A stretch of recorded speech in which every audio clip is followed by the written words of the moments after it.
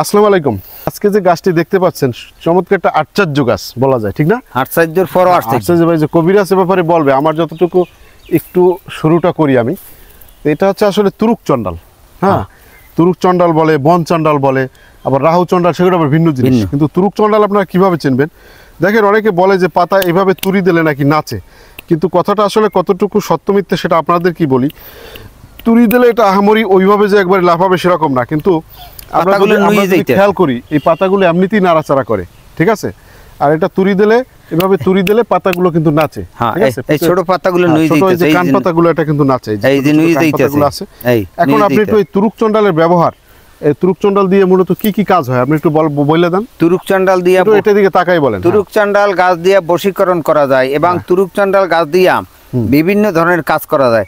তুরুক চন্ডাল গাছের পাতা ঔষধ হিসেবে ব্যবহার হয়, ঔষধ হিসেবে ব্যবহার হয় এবং শিকড়, ফল, এই ফুল, মূল, এই সব ঔষধি কাজে লাগে। তবে আমি তো এখানে আপনাকে বলি, যেহেতু আমরা ঔষধি নার্সারি করি, কিন্তু আমরা মঙ্গলের জন্য কাজ করি, অমঙ্গলের কারো কাজ করি না। এই যে বশীকরণ আপনি যে কথাটা বলছেন, সেটা যদি ভালোর কোনো সাইড থাকে, অর্থাৎ ভালো কোনো দিক থাকে, ভালোর যদি কোনো দিক থাকে তাহলে সেইটা হবে। এছাড়া যদি খারাপ নিয়াইতে যদি খারাপ নাই, কারণ আমরা এই চারা তাহলে বিক্রি করব না।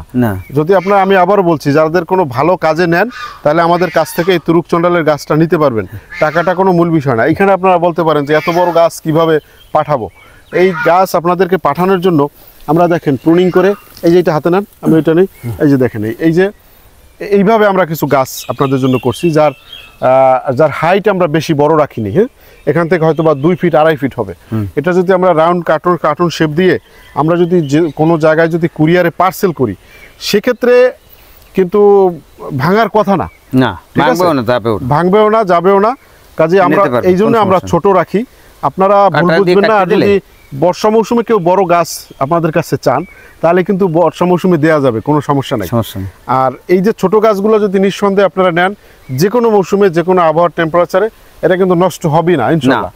আর এই যে গাছ আপনারা বলেন যে তুরুক চন্ডালটা চিনবো কিভাবে, এই যে আপনারা দেখেন যে পাতার যে শেপগুলা, রাহু চন্ডালে এখানে কালো থাকবে, আর তুরুক চন্ডাল কিন্তু এখান থেকে সাদা, ঠিক আছে? আর বাকিটা আপনারা গুগলে, উইকিপিডিয়ায় দেখে নেবেন। সেখানে তো একটা ওয়ার্ল্ড ওয়াইড বিষয়, সেখানে কোনো মিথ্যাচার তারা করে না। সেখানে আপনারা দেখে নেবেন যে এই গাছের পাতা সেখানে মিল আছে কিনা।